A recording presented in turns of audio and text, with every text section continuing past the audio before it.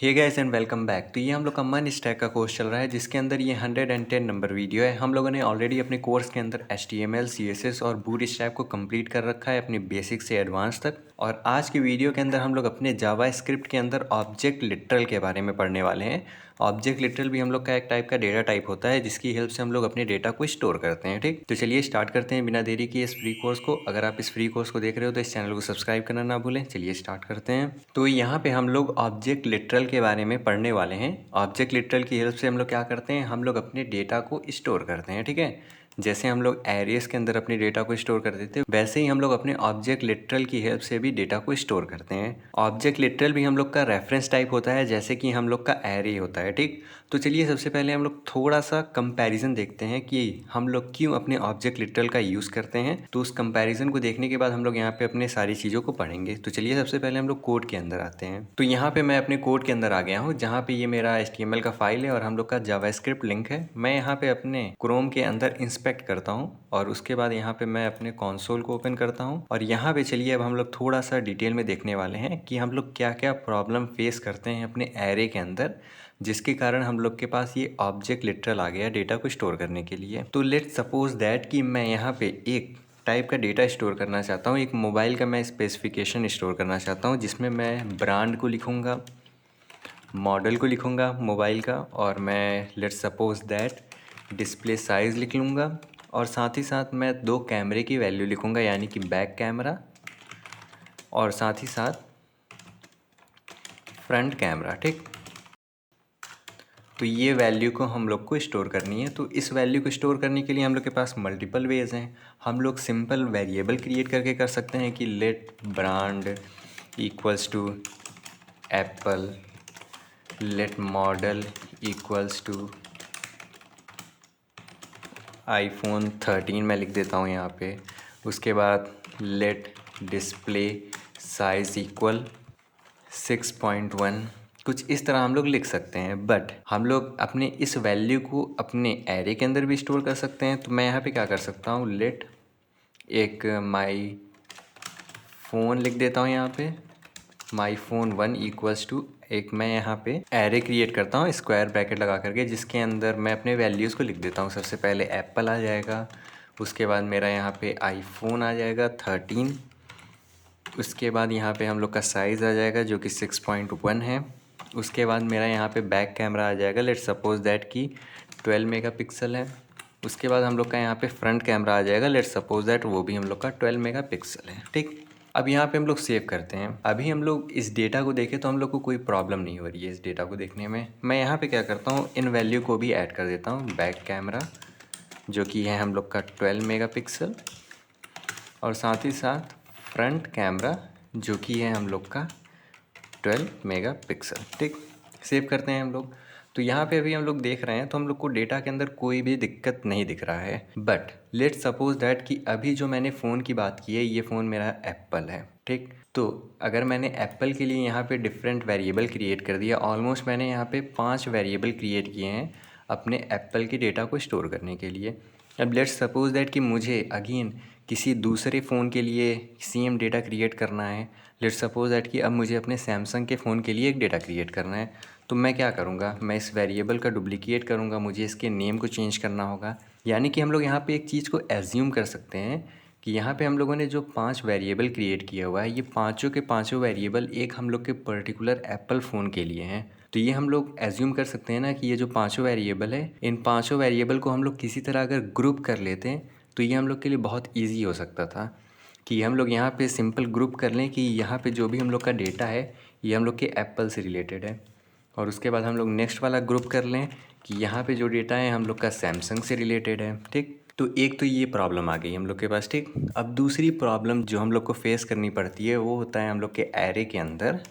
Array के अंदर मैंने यहाँ पे क्या किया, मैंने अपने डेटा के वैल्यू को सेव किया है। ठीक है, बट यहाँ पे देखो तो हम लोग को थोड़ा सा कन्फ्यूज़न हो सकता है क्योंकि यहाँ पे हम लोगों ने जो डेटा को सेव किया है उस डेटा को हम लोग अपने इंडेक्स की बेसिस पे एक्सेस करते हैं। ठीक, तो यहाँ पे देखो 2 डेटा हम लोग का बिल्कुल सेम लिखा हुआ है, 12 मेगापिक्सल 12 मेगापिक्सल। अब लेट्स सपोज दैट कि मैंने एक फ़ोन 2 के लिए एक और एरे को क्रिएट कर दिया। ठीक, जिसके अंदर मेरा फ़ोन हो जाएगा लेट्स सपोज दैट सैमसंग। ठीक, और इसका कुछ नाम हो जाएगा, लेट्स सपोज दैट i14 मान लेता हूँ, कुछ भी नाम मैं ले लेता हूँ, ठीक। साइज़ हम लोग का सेम है। अब यहाँ पे लेट्स सपोज दैट कि ये जो सैमसंग का i14 है, इसका हम लोग का फ्रंट कैमरा 15 मेगापिक्सल है, ठीक। और जो बैक कैमरा है वो हम लोग का 22 मेगापिक्सल है। अब मैं सेव करता हूँ तो यहाँ पे देखो, यहाँ पे हम लोगों ने अपने बैक कैमरा के अंदर 15 मेगापिक्सल लिख दिया, बट हम लोग को पता है कि हम लोग का जो बैक कैमरा है वो 22 मेगापिक्सल है। यानी कि यहाँ पे हम लोग को पता नहीं चल रहा है, हम लोग अपने डेटा को लेकर के कंफ्यूज हो जा रहे हैं। कैसे कंफ्यूज जा रहे हैं, यहाँ पे देखो दो वैल्यू बिल्कुल हम लोग का सेम है, तो यहाँ पे जो वैल्यू सेम है उससे हम लोग को पता नहीं चल पा रहा है कि कौन सी वैल्यू हम लोग के फ्रंट कैमरा के लिए है, कौन सी वैल्यू हम लोग के बैक कैमरा के लिए है। तो इस टाइप के प्रॉब्लम हम लोग को फ्यूचर में बहुत ज़्यादा आएंगे। जब हम लोग बहुत बड़े बड़े डेटा के साथ वर्क करेंगे तब हम लोग को बहुत ज़्यादा कन्फ्यूज़न हो सकता है कि कौन सी डेटा हम लोग के किस वैल्यू के लिए क्रिएट की गई है। तो ये मेनली हम लोग का प्रॉब्लम होता है हम लोग के एरे के अंदर, ठीक। तो अब इस प्रॉब्लम से बचने के लिए हम लोग क्या कर सकते हैं, हम लोग सिंपल वेरिएबल क्रिएट कर सकते हैं। अब यहाँ पे देखो, यहाँ पे हम लोगों ने जो डेटा लिखा हुआ है वो डेटा हम लोग को पता चल रहा है इस वेरिएबल के नेम को पढ़ के कि ये जो डेटा लिखा हुआ है हम लोग के फ्रंट कैमरा के लिए है। बट अगर हम लोग सेम चीज़ अपने एरे के अंदर देखें तो एरे के अंदर हम लोग को नहीं पता चल रहा है। अगर हम लोग को इस वैल्यू को एक्सेस भी करना होगा तो हम लोग क्या करेंगे, हम लोग यहाँ पे लेट सपोज दैट कंसोल कराते हैं माई फोन 1। अब लास्ट वाले वैल्यू को मुझे एक्सेस करना है तो मुझे अपने लास्ट इंडेक्स पे जाना होगा, तो यहाँ पे मैं 4 लिखूँगा, तब तो मुझे जा कर के ये 12 मेगापिक्सल वाली वैल्यू मिलेगी। यानी कि हम लोग इस वैल्यू को एक्सेस कर पा रहे हैं बट हम लोग इसको डिफ्रेंशिएट नहीं कर पा रहे हैं। अगर इसी टाइप की सेम वैल्यू हम लोग के इस एरे के अंदर ऑलरेडी एग्जिस्ट करता है, क्योंकि देखो यहाँ पे हम लोगों ने वेरिएबल क्रिएट कर दिया तो हम लोग को ईजिली पता चल रहा है कि यहाँ पे जो 12 मेगापिक्सल लिखा हुआ है वो हम लोग के बैक कैमरा के लिए है, यहाँ पे 12 मेगापिक्सल हम लोग के फ्रंट कैमरा के लिए है। तो इस तरह हम लोग अपने एरे के अंदर डिफ्रेंशिएट तो नहीं कर सकते हैं बट हम लोग अपने एरे के अंदर वैल्यू को ग्रुप कर पा रहे हैं। देखो यहाँ पे हम लोगों ने एक माई फोन 1 क्रिएट किया जिसके अंदर अपने सारे डेटा को हम लोगों ने ग्रुप कर लिया, बट हम लोग जो सिंगल वेरिएबल क्रिएट कर रहे हैं उसके अंदर हम लोग ईजिली अपने वैल्यू को एक्सेस तो कर पा रहे हैं उसके नाम से, बट हम लोग इसको ग्रुप नहीं कर पा रहे हैं। तो अब यहाँ पे हम लोग दोनों क्वालिटी अपने एक ऑब्जेक्ट लिटरल के अंदर देख पाएंगे, जिसके अंदर हम लोग अपने जो डेटा है उसको नेम भी दे पाएंगे और अपने पर्टिकुलर डेटा को हम लोग ग्रुप भी कर पाएंगे, ठीक। तो ये मेनली हम लोग का प्रॉब्लम होता है। तो चलिए हम लोग अपने स्लाइड्स पे आते हैं और यहाँ पे देखो, यहाँ पे क्या लिखा हुआ है, यहाँ पे लिखा हुआ है object literal are data structure that allow you to organise and store information in a form of a key value pair, ठीक। यानी कि जो हम लोग का ऑब्जेक्ट लिटरल है उसके अंदर हम लोग की वैल्यू पेयर की हेल्प से हम लोग अपने डेटा को स्टोर करते हैं। अब यहाँ पे हम लोग का थोड़ा सा एरे के साथ कंपैरिजन करके लिखा गया है, in contrast to arrays which use numerical indices to access element object enable the use of custom key providing a more descriptive and meaningful way to retrieve and manipulate data. यानी कि जैसे हम लोग arrays के अंदर किसी data को हम लोग को एक्सेस करना होता था तो हम लोग अपने इंडेक्सेस को लिखते थे, बट हम लोग अब अपने ऑब्जेक्ट के अंदर अपने मीनिंगफुल नेम के थ्रू अपने वैल्यू को रिट्रीव कर सकते हैं, गेट कर सकते हैं। एग्जाम्पल के लिए सबसे पहले हम लोग देखते हैं कि हम लोग अपने ऑब्जेक्ट लिटरल को क्रिएट कैसे करते हैं। तो यहाँ पे देखो, सबसे पहले हम लोग अपने अगेन लेट या फिर कॉन्स्ट या फिर वेर कीवर्ड का यूज़ करेंगे। उसके बाद जो भी हम लोग का ऑब्जेक्ट होगा हम लोग उसका नाम लिखेंगे। उसके बाद हम लोग यहाँ पे करली ब्रैकेट लगाएंगे। अब इसके अंदर हम लोग ऑब्जेक्ट के अंदर कीज़ को पास करते हैं और वैल्यूज़ को पास करते हैं। कीज़ का मतलब ये है कि ये हम लोग का जो वैल्यू लिखा हुआ है वो किस बेसिस पे वैल्यू है, किसका वैल्यू है, वो चीज़ हम लोग अपनी कीज़ के अंदर पास करते हैं और उसकी वैल्यू हम लोग लिख देते हैं कोलन लगा करके। और उसी तरह अगर हम लोग को अगले वैल्यू को ऐड करना है तो हम लोग कॉमा लगाएंगे, अगेन की लिखेंगे, कोलन लगाएंगे और वैल्यू को लिख देंगे, ठीक। तो चलिए सबसे पहले इसको हम लोग कोड के अंदर करके देखते हैं ताकि हम लोग को और अच्छे से समझ में आए। तो यहाँ पे देखो, यहाँ पे मेरा एक आईफोन का डेटा मैंने स्टोर किया था अपने एक वेरिएबल के अंदर, मल्टीपल वेरिएबल के अंदर, बट इस वेरिएबल के अंदर हम लोग डिस्क्रिप्टिव नेम तो दे पा रहे हैं अपने वैल्यू को, बट हम लोग अपने डेटा को ग्रुप नहीं कर पा रहे हैं, ठीक। बट एरे के अंदर हम लोग अपने वैल्यू को ग्रुप कर पा रहे हैं, बट हम लोग अपने वैल्यू को डिस्क्रिप्टिव नेम नहीं दे पा रहे हैं एक्सेस करने के लिए। यहाँ पे अगर हम लोग को किसी भी वैल्यू को एक्सेस करना है तो हम लोग को इंडेक्सेस का यूज़ करना पड़ता है, बट हम लोग के पास एक ऑब्जेक्ट आता है। तो मैं क्या करता हूँ, मैं यहाँ पे लिखता हूँ लेट माई एप्पल फ़ोन, ठीक। इक्वल्स टू लगाएंगे हम लोग, करली ब्रैकेट लगाएंगे।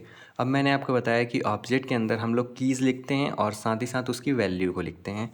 तो कीज़ का एक्चुअल में मतलब क्या है, कीज़ का मतलब है कि उसका डिस्क्रिप्टिव कोई नेम, जिस नेम के थ्रू हम लोग बाद में उस वैल्यू को एक्सेस कर सकते हैं। एग्जांपल के लिए यहाँ पे देखो, हम लोग को अगर एप्पल वैल्यू को स्टोर करना है तो मैं यहाँ पे लिख देता हूँ एप्पल। ठीक, सिंपल मैंने एप्पल लिख दिया। अब इस एप्पल वैल्यू को अगर हम लोग को एक्सेस करना है तो उसके लिए मैं यहाँ पे कोलन लगा करके नेम लिख दूँगा, ब्रांड लिख दूँगा। अब मैं इसको सेव करता हूँ तो यहाँ पे देखो क्या हो रहा है। यहाँ पे हम लोगों ने एक ऑब्जेक्ट क्रिएट किया, ये ऑब्जेक्ट के अंदर हम लोगों ने की लिख दी, की हम लोग की ब्रांड है, और उस की हम लोगों ने एक वैल्यू दे दी जो कि है हम लोग की एप्पल। ठीक, इसी तरह हम लोग अपने और भी ढेर सारे की वैल्यू को पहले दे देते हैं। उसके बाद मैं यहाँ पे दे देता हूँ मॉडल। मॉडल हम लोग का हो जाएगा लेट्स सपोज दैट आईफोन 13। अगले वैल्यू को हम लोग दे देते हैं डिस्प्ले साइज़ कोलन करके 6.1। उसके बाद हम लोग का नेक्स्ट अगला वैल्यू के पहले हम लोग यहाँ पे कॉमा देते रहेंगे। उसके बाद हम लोग यहाँ पे बैक कैमरा देंगे। बैक कैमरा हम लोग का हो जाएगा 12 मेगापिक्सल, कॉमा करके फ्रंट कैमरा भी हो जाएगा हम लोग का 12 मेगापिक्सल। ठीक, अब यहाँ पे हम लोगों ने एक ऑब्जेक्ट को क्रिएट कर लिया। अब यहाँ पे हम लोगों ने सेम चीज़ को 3 तरीके से क्रिएट किया हुआ है। सबसे पहले हम लोगों ने सिंपल डिफरेंट वेरिएबल क्रिएट कर दिया और उसके अंदर हम लोगों ने वैल्यू को स्टोर कर दिया। बट यहाँ पे देखें तो ये जितने भी हम लोगों ने वेरिएबल क्रिएट किया है ये हम लोग का ग्रुप नहीं है, यानी कि इसके अंदर कोई भी वैल्यू हम लोगों ने ग्रुप करके नहीं लिखा हुआ है। तो अगर हम लोग को अगले किसी दूसरे फ़ोन के लिए क्रिएट करना होगा तो हम लोग को अगेन ये सारे वेरिएबल क्रिएट करने होंगे और उसके नेम में थोड़ा सा हम लोग को डिफ्रेंशिएट करना होगा। ठीक, उसके बाद हम लोग के पास एक दूसरा वे आया जो कि है हम लोग का एरे। एरे के अंदर हम लोगों ने सारे अपने डेटा को ग्रुप करके तो लिख लिया एक वेरिएबल के अंदर, बट हम लोग को अगर किसी वैल्यू को एक्सेस करना है तो उसको हम लोग को इंडेक्स के बेसिस पे एक्सेस करना होगा, यानी कि एक्सेस करना हम लोग के लिए थोड़ा सा मुश्किल है।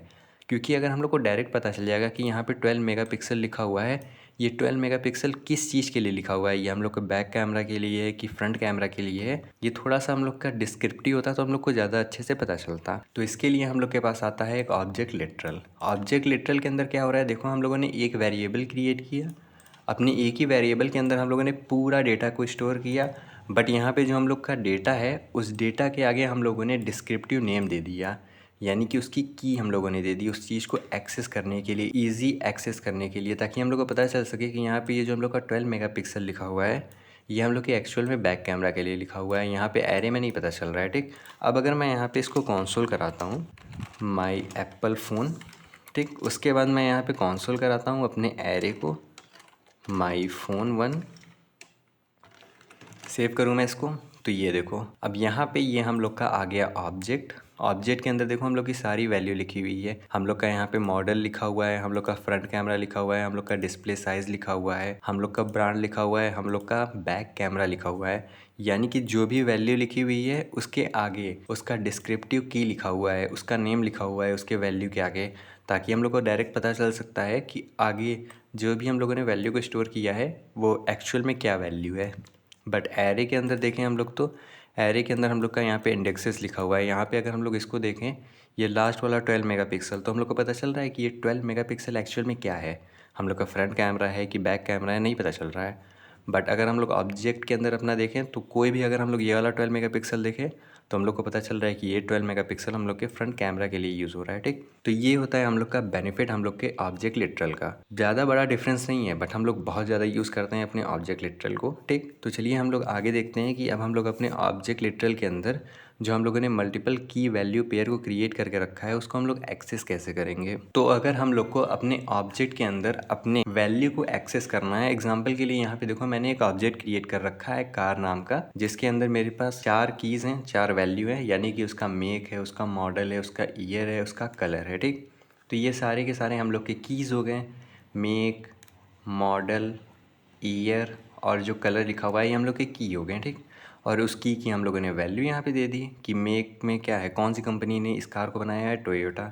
मॉडल क्या है इसकी वो हम लोगों ने लिख दिया, ईयर कब लॉन्च हुआ है वो हम लोगों ने लिख दिया, कलर क्या है वो हम लोगों ने लिख दिया। ठीक, अब लेट्स सपोज दैट कि इस कार का मुझे ईयर या फिर मॉडल को एक्सेस करना है तो हम लोग कैसे कर सकते हैं। उसके लिए हम लोग सिंपल अपने कार को लिखेंगे और अपने कार को लिखने के बाद हम लोग स्क्वायर ब्रैकेट लगाएंगे। ठीक, और उसके बाद हम लोग अपने की को पास कर देंगे। यहाँ पे ये जो आपको मॉडल दिख रहा है ये मॉडल हम लोग का एक्चुअल में की है, बट यहाँ पे हम लोग की को लिखने से पहले इसको स्ट्रिंग के अंदर लिखेंगे। स्ट्रिंग के अंदर हम लोगों ने की लिख दिया तो ये हम लोग को कार का मॉडल रिटर्न कर देगा। ठीक, सेम एज़ हम लोग दूसरे वे से भी इसको गेट कर सकते हैं अपने डॉट ऑपरेटर की हेल्प से।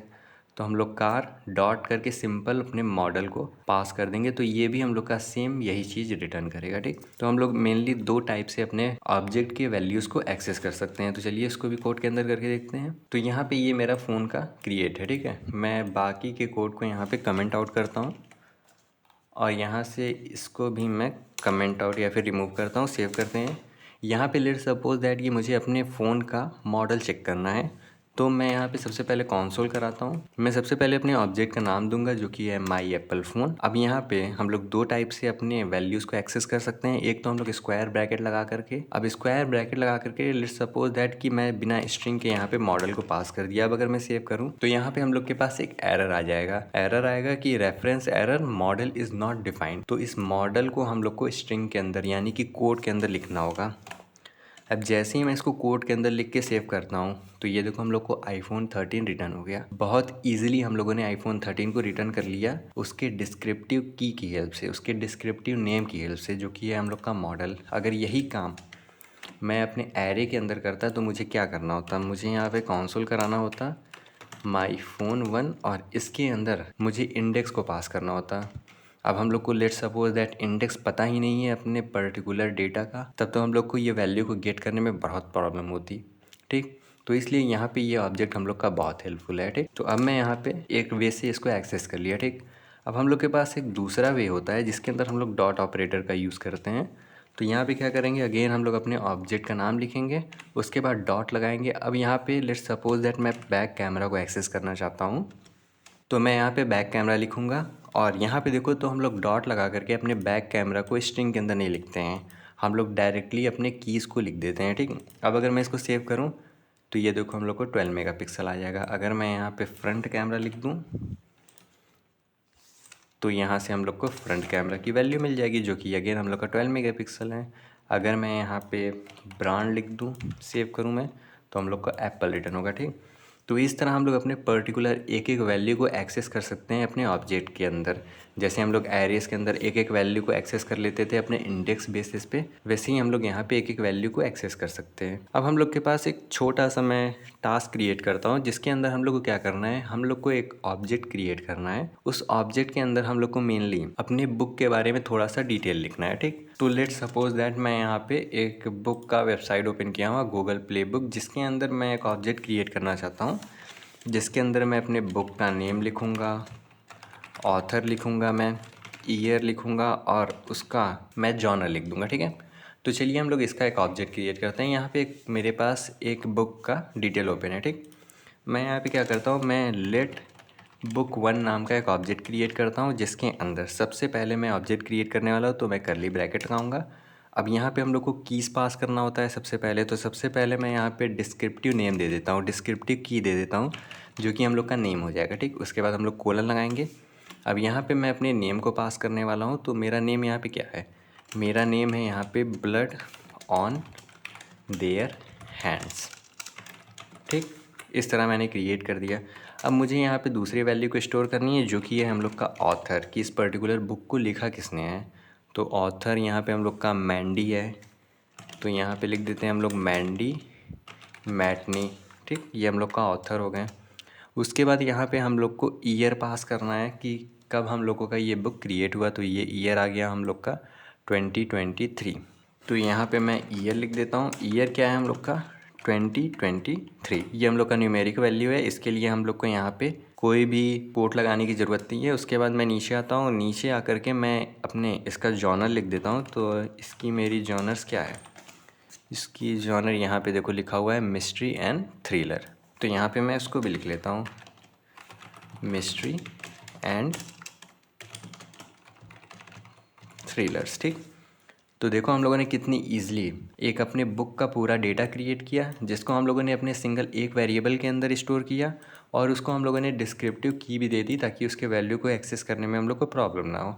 अब अगर हम लोग इसी वैल्यू को अपने एरे के अंदर क्रिएट करते तो हम लोग को बहुत प्रॉब्लम होता अपने वैल्यू को एक्सेस करने में, ठीक। तो ये हम लोग का एक छोटा सा टास्क कंप्लीट हो गया। इसको मैं यहाँ से क्या करता हूँ, इसको रिमूव करता हूँ, ठीक। अब हम लोग एक दूसरा अपना चीज़ देखने वाले हैं जो कि है हम लोग के ऑब्जेक्ट के अंदर कि हम लोग कैसे अपने ऑब्जेक्ट के वैल्यू को अपडेट करते हैं और ऐड करते हैं। ठीक, तो चलिए इसको भी देखते हैं। तो यहाँ पे हम लोग क्या देखने वाले हैं कि हम लोग अपने कैसे ऑब्जेक्ट के अंदर वैल्यू को ऐड करते हैं और अपडेट करते हैं। ठीक, तो यहाँ पे देखो अगेन हम लोग का एक कार का ऑब्जेक्ट क्रिएट है जिसके अंदर हम लोग के पास मेक है, मॉडल है, ईयर है, कलर है। ठीक है, ये 4 वैल्यू हैं। अब लेट्स सपोज दैट कि मुझे अपने वैल्यू को अपडेट करना है। मुझे अपने मेक को चेंज करना है टोयोटा से होंडा में। इस टाइप की चीज़ों को मुझे करना है तो मैं क्या करूँगा, सिंपल मैं यहाँ पे क्या करूँगा, मैं सिंपल अपने ऑब्जेक्ट का नाम लिखूँगा जो कि है हम लोग का कार। उसके बाद मैं डॉट ऑपरेटर का यूज़ करूँगा। उसके बाद जिस भी वैल्यू को हम लोग को अपडेट करनी है उसकी की लिख दूँगा। यानी कि मुझे मेक को अपडेट करना है तो मेक हम लोग का यहाँ पे की है, मैं की लिख करके अपने न्यू वैल्यू को पास कर दूँगा। ये हम लोग का एक वे है जिसके अंदर हम लोगों ने डॉट का यूज़ किया। मैं यहाँ पे स्क्वायर ब्रैकेट लगा के भी कर सकता हूँ। तो मैं कार लिखूँगा, स्क्वायर ब्रैकेट लगाऊँगा, कोट लगा करके मेक लिखूँगा और इक्वल करके मैं यहाँ पे होंडा लिख दूँगा। तो पता है ये भी हम लोग का एकदम अपडेट कर देगा हम लोग की इस वाले वैल्यू को। ठीक, सेम उसी तरह मैंने अपने मॉडल को अपडेट कर दिया, अपने ईयर को अपडेट कर दिया और अपने कलर को भी मैंने अपडेट कर दिया। ठीक, तो ये तो हम लोग का पोर्शन हो गया अपडेट का।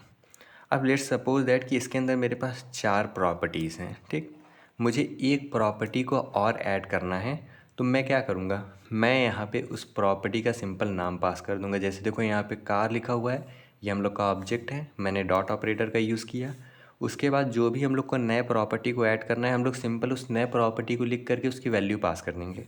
तो यहाँ पे पता है क्या होगा, यहाँ पे नीचे कॉमा करके एक और वैल्यू आ जाएगी हम लोग के पास जो कि होगा हम लोग का डोर्स, जिसके अंदर हम लोग का 4 स्टोर होगा। ठीक, तो चलिए इसको भी फटाफट कोड के अंदर करके देखते हैं। तो मैं यहाँ पे क्या करता हूँ, मैं अपने सारे कोड को यहाँ से रिमूव करता हूँ और लेट कार नाम का एक वेरिएबल क्रिएट करता हूँ जिसके अंदर मैं मेक के अंदर स्टोर कर लेता हूँ टोयोटा, मॉडल के अंदर स्टोर कर लेता हूँ मैं ईयर को मैं स्टोर कर लेता हूँ और अपने कलर को मैं स्टोर कर लेता हूँ जो कि है हम लोग का ब्लू। अब देखो यहाँ पे ईयर के अंदर हम लोग के पास एरर आ रहा है। एरर क्यों आ रहा है, क्योंकि यहाँ पे हम लोगों ने अपनी एक प्रॉपर्टी के बाद कॉमा लगाना भूल गया। ठीक, सेव करते हैं इसको मैं कंसोल कराता हूँ, अपने कार को सेव करूँ मैं इसको। तो ये देखो हम लोग की पूरी प्रॉपर्टी आ गई। यहाँ पे हम लोग का मॉडल आ गया, मेक आ गया, कलर आ गया, ईयर आ गया। ठीक, अब मुझे अपने वैल्यू को अपडेट करना है तो मैं क्या कर सकता हूँ, सिंपल यहाँ पे लिख सकता हूँ कार डॉट मेक को मैं अपडेट कर देता हूँ होंडा के साथ।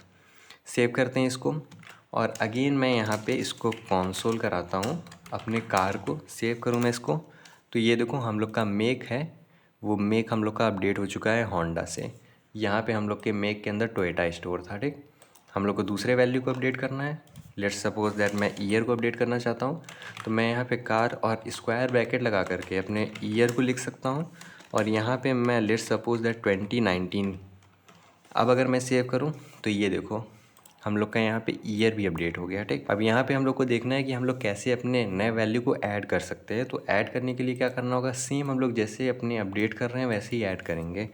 मैं यहाँ पे लिख सकता हूँ कार डॉट, मैं डोर्स नाम की एक प्रॉपर्टी को अपडेट करना चाहता हूँ, ऐड करना चाहता हूँ। तो मैं यहाँ पे डोर्स इक्वल्स टू मैं 4 लिखूँगा। अब अगर मैं सेव करूँ इसको तो ये देखो हम लोग के ऊपर वाले के अंदर हम लोग के पास मेक है, मॉडल है, ईयर है, कलर है, बट हम लोग के नीचे वाले के अंदर देखो एक और डोर नाम की प्रॉपर्टी भी ऐड हो गई। ठीक, अब इस डोर को हम लोग ऐसे भी ऐड कर सकते हैं डॉट ऑपरेटर की हेल्प से और इस तरह भी ऐड कर सकते हैं। अब मैं सेव करूँ तो ये देखो अभी भी हम लोग का डोर्स ऐड है। तो इस तरह हम लोग दोनों की हेल्प से अपने वैल्यूज़ को ऐड कर सकते हैं, अपडेट कर सकते हैं। बहुत ईजी है, मुझे पता है। आप जब इसको कोड के अंदर करोगे तो आपको बहुत मज़ा आएगा। जैसे आप किस टाइप की डेटा को इसके अंदर स्टोर कर रहे हो उस सारी चीज़ों को जब आप करोगे तो बहुत मज़ा आएगा। तो चलिए हम लोग आगे की चीज़ों को भी देखते हैं। अब यहाँ पे हम लोग का जो दूसरा चीज़ है ये है कि हम लोग अपने ऑब्जेक्ट के अंदर किसी भी टाइप की डेटा को स्टोर कर सकते हैं। यहाँ पे देखो मैंने स्ट्रिंग को स्टोर किया हुआ है, यहाँ पे मैंने नंबर को स्टोर किया है, यहाँ पे अगेन मैंने स्ट्रिंग को स्टोर किया है और नीचे हॉबीज़ के अंदर मैंने यहाँ पे एरे को ही डायरेक्ट स्टोर कर लिया। यानी कि हम लोग अपने ऑब्जेक्ट के अंदर एरेस को भी स्टोर कर सकते हैं।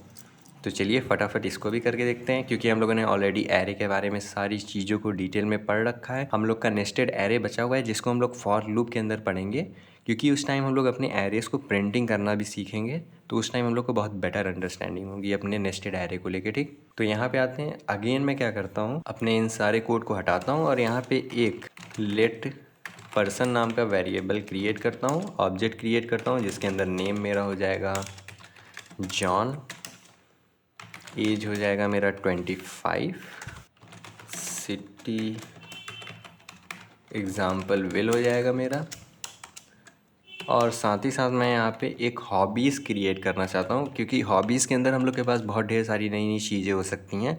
तो हम लोग हॉबीज़ को एक एरे के अंदर क्रिएट कर सकते हैं, क्योंकि हॉबीज़ के अंदर ऐसा तो नहीं है कि हम लोग को अपने डिस्क्रिप्टिव नेम की हेल्प से अपने पर्टिकुलर हॉबी को एक्सेस करना है। नहीं, हम लोग तो यहाँ पे अपने एरे को क्रिएट कर सकते हैं हॉबीज़ के लिए। तो हॉबीज़ हम लोग का हो जाएगा यहाँ पे, लेट्स सपोज दैट रीडिंग हो जाएगा, ट्रैवलिंग हो जाएगा, और साथ ही साथ हम लोग का कोडिंग हो जाएगा। ठीक, तो ये कुछ इसके हॉबीज़ हैं।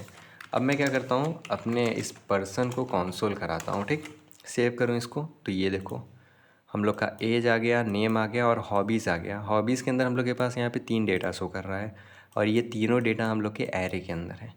अब आपके अंदर ये क्वेश्चन आएगा कि हम लोग इस डेटा को एक्सेस कैसे करेंगे। सिंपल है, हम लोग जैसे नॉर्मली एक्सेस कर रहे थे। मैं यहाँ पे कंसोल कराता हूँ अपने पर्सन को। ठीक, अपने पर्सन के अंदर अगर मुझे हॉबीज़ को एक्सेस करना है तो मैं डॉट ऑपरेटर लगा के हॉबीज़ लिख सकता हूँ, या फिर स्क्वायर ब्रैकेट लगा करके हॉबीज़ लिख सकता हूँ।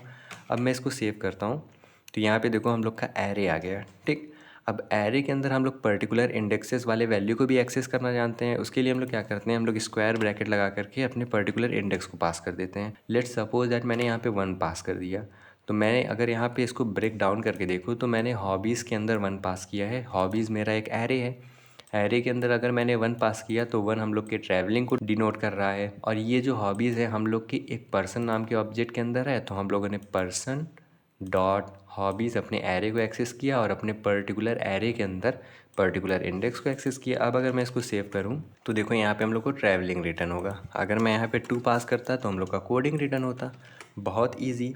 तो इस तरह हम लोग अपने ऑब्जेक्ट के अंदर एरेस को भी एक्सेस कर सकते हैं। ठीक, अब यहाँ पे हम लोग नेस्टेड ऑब्जेक्ट को भी क्रिएट कर सकते हैं। नेस्टेड ऑब्जेक्ट से मतलब है कि ऑब्जेक्ट के अंदर हम लोग ऑब्जेक्ट को क्रिएट करते हैं। तो चलिए इसको भी देखते हैं हम लोग। तो यहाँ पे देखो अगेन मेरा एक पर्सन नाम का वेरिएबल क्रिएटेड है, जिसके अंदर मेरे पास एक नेम है, मेरे पास एक एज है। ठीक, उसके बाद मेरे पास एक एड्रेस नाम का एक और मैंने यहाँ पे ऑब्जेक्ट क्रिएट कर दिया, जिसके अंदर देखो ये मैंने करली ब्रैकेट लगाई हुई है, और इसके अंदर मेरे यहाँ पे स्ट्रीट की है, सिटी की है, कंट्री हम लोग के पास की है, जिसकी हम लोगों ने यहाँ पे वैल्यू पास कर दी है। यानी कि हम लोगों ने एक ऑब्जेक्ट के अंदर एक और ऑब्जेक्ट क्रिएट कर दिया एड्रेस नाम का। ठीक, उसके बाद नीचे हम लोगों ने एक और ऑब्जेक्ट क्रिएट कर दिया कॉन्टैक्ट नाम का। तो जैसे हम लोग अपने ऑब्जेक्ट के अंदर एरेस क्रिएट करते थे, वैसे ही हम लोग नेस्टेड ऑब्जेक्ट भी क्रिएट कर सकते हैं। ये भी बहुत ईजी है, क्योंकि कई बार हम लोग के पास ऐसी चीज़ें आ सकती हैं कि हम लोग को अब यहाँ पे बहुत ज़्यादा डिस्क्रिप्टिव चीज़ें मिल गई कि लेट्स सपोज दैट अगर मैं यहाँ पे पर्सन डॉट एड्रेस लिख दूँ तो ये हम लोग को ये वाला ऑब्जेक्ट सिंपल रिटर्न कर देगा, क्योंकि अब हम लोग को पता चल रहा है कि ये जो हम लोगों ने एड्रेस ऑब्जेक्ट क्रिएट किया है उसके अंदर हम लोग के पास पर्टिकुलर एड्रेस स्टोर है। अगर मैं यहाँ पे पर्सन डॉट कॉन्टैक्ट लिख दूँ तो हम लोग को ये वाला ऑब्जेक्ट रिटर्न हो जाएगा। अब कॉन्टैक्ट के अंदर अगर हम लोग को पर्टिकुलर ईमेल अगर चाहिए तो कॉन्टैक्ट डॉट मैं ईमेल लिख दूँगा बिल्कुल ईजिली, तो ये हम लोग को ये अपना ईमेल यहाँ पे रिटर्न करेगा।